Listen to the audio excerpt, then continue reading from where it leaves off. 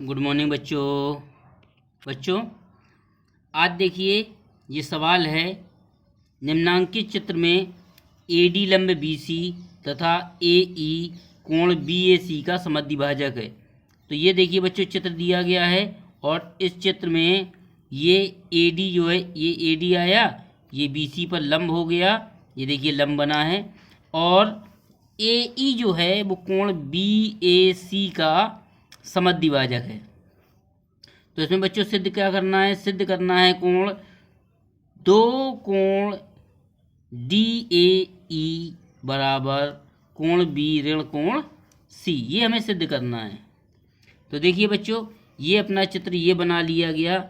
इस चित्र में ये AD लंब हो गया, ये AE समद्विभाजक हो गया। तो ज्ञात है AD लंब BC तथा कोण BAC का समद्विभाजक AE है।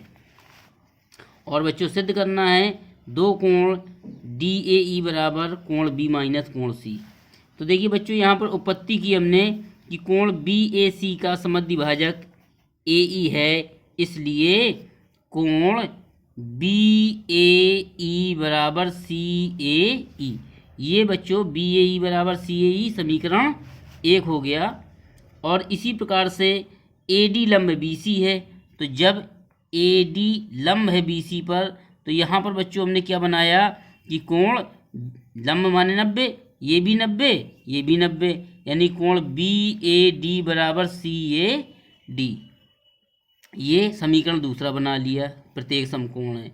और अब इसके बाद हमने देखिए बच्चों क्या लगाई, बहस कोण प्रमेय से। तो बहस कोण क्या होती है कि त्रिभुज का बहस कोण शेष दोनों अंतःकोणों के योग के बराबर होता है। तो पहले त्रिभुज में बहस कोण हमने लिया कि भाई ये भी बराबर, ये भी बराबर, ये दोनों बराबर हैं। तो एक बार हमने ले लिया कोण BDA। तो जब BDA लिया तो BDA इस तरफ बना, यानी कि दोनों अंतःकोण, एक अंतःकोण ये बना, दूसरा अंतःकोण ये बना, यानी कि कोण DAC धन कोण C। और उसी प्रकार से जब इस तरफ का बहस कोण लिया तो CDA जब बहस कोण लिया तो उसमें क्या बना कि कोण BAD धन कोण B, यानी कोण DAB धन कोण B, ये दोनों बहस कोण हो गए। तब समीकरण 2 से, समीकरण 2 क्या था कि BDA बराबर CDA हैं। तो हमने यहाँ लिखा कि कोण DAC प्लस कोण C बराबर BDA था। BDA बराबर ये क्या था, CDA है, और CDA का मान ये दिया है, यानी कि कोण DAC धन कोण C बराबर DAB धन कोण B। और अब पक्षांतर कर लिया, तो पक्षांतर करने पे C इस तरफ माइनस चला गया और DAB इस तरफ माइनस आ गया। जब माइनस हो गया तो यहाँ पर हम देखते हैं कि ये तो B माइनस C बराबर लास्ट तक बना रहा। इस तरफ कैलकुलेशन हुआ कि DAC, अब DAC को हमने तोड़ दिया। तो देखेंगे चित्र में बच्चों, चित्र में DAC कहाँ था, DAC ये था। तो DAC में ये एक AE रेखा आई थी, तो ये 20 से 2 भागों से कट गया था, यानी कोण DAE और CAE, यानी कि यहाँ पर फिर से देखेंगे तो हमने ये तोड़ा DAC को DAE और EAC और माइनस BDA। और जब ये माइनस BDA हो गया, नहीं सॉरी DAB, कौन सा कोण है ये, ऊपर देख लें DAB, तो ये DAB हो गया। और अब ये तो DAE हुआ और EAC,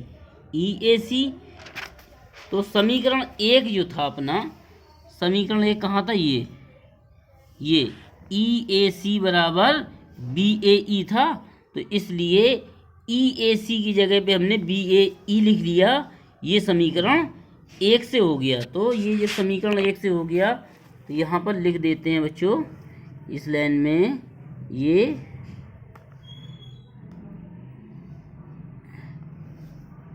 समीकरण 1 से।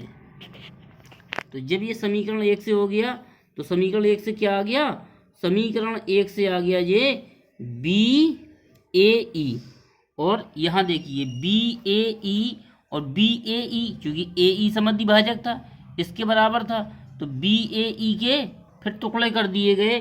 तो बी ए ई बराबर क्या हुआ, बी ए ई बराबर हुआ बी ए डी और डी ए ई। तो ये बी ए डी कट गया, तो एक और एक दो, दो कोण डी ए ई बराबर बी माइनस ई इति सिद्धम। ठीक है बच्चों, जो चीज़ समझ में ना आया करे उसको ज़रूर पूछ लिया करें। और इस प्रकार से होमवर्क में चैप्टर 6 आज आपका कंप्लीट हो गया। थैंक यू बच्चों।